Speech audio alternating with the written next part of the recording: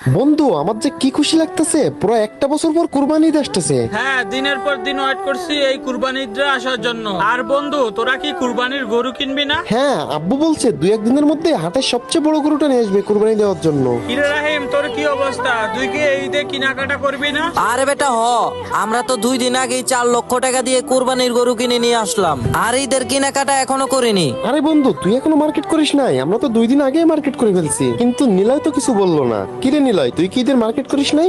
আরে না না, আমি মার্কেট করবো না, তোরাই কর। আরে হয়তো কোনো সময় ঈদে মার্কেট করে না। সব বেটা কোনোদিন করে না মানে?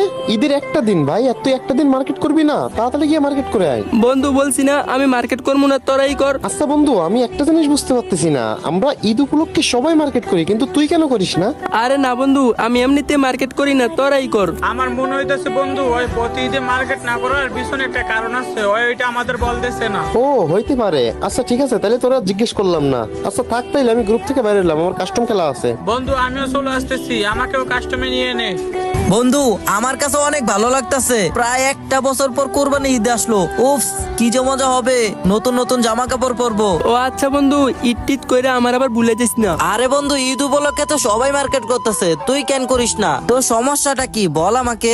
আরে না বন্ধু, আমি এমনিতেই করি না। আচ্ছা তাহলে আর কি করার, তুই না বললে নাই, তোকে কি জোর করে বলানো যাবে?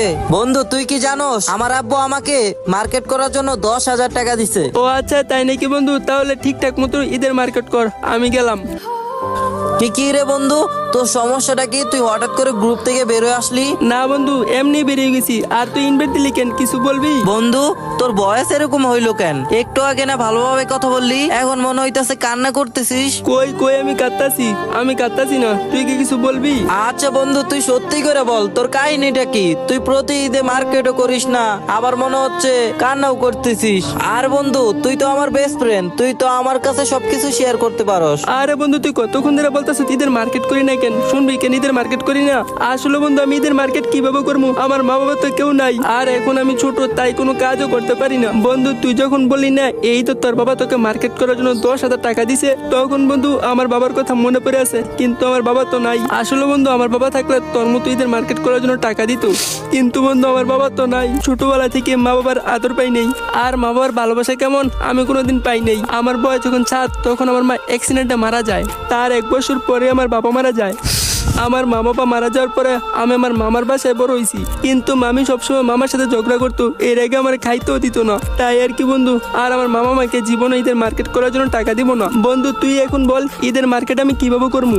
আর সরি বন্ধু, তোদের কি একটা খুশির টাইমে আমি ইমোশনাল করে দিছি। তুই বেটা এত বড় একটা বিষয় আমাদের কাছে লুকাইছস, আবার তুই এখন সরি বলতেছস? হব বেটা, আমরা প্রতি ঈদে মার্কেট করতে পারলে, চিল করতে পারলে, তুই কেন পারবি না? আর বন্ধু তুই একটা কাজ কর, তুই এখনই আমাদের বাসায় আইসে পর। আরে বন্ধু তোর মাথা ঠিক আছে? আমি কেন তোদের বাসায় আসমু?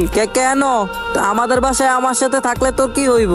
তুই কি আমার পরিবারকে তোর নিজের পরিবার মনে করতে পারবি না? দেখ বন্ধু, না, কোনো দেখা দেখি নাই। তুই এখনই তাড়াতাড়ি ব্যাগ গুছায় আমাদের বাসায় চলে আয়, আর আজকে থেকে তুই আমার বাসায় থাকবি। আমার পরিবার মানেই তোর পরিবার। বন্ধু সত্যি আমার অনেক খুশি লাগতেছে, তোর মতো বন্ধু পেয়ে নিজের অনেক ধন্য মনে হইতেছে। হইছে, এখন ব্যাগ গুছা। তো গাইস, এই ছিল আমাদের কুরবানি ঈদ উপলক্ষে ভিডিও। আর ভিডিওটা কেমন হয়েছে অবশ্যই সবাই কমেন্ট বক্সে বলে যাইবা। আর আমার পক্ষ থেকে সবাইকে জানাই ঈদ মোবারক।